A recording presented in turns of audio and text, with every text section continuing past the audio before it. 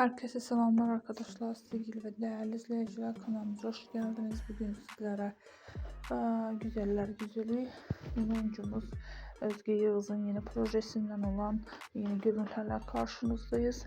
Müthişem oyuncumuzun, umarım videomuzu beğenirsiniz. Ünlüler Apartmanı kanalımızda yeni videomuzla karşınızda oluruz. Buyurun videomuzu izlemede kalın.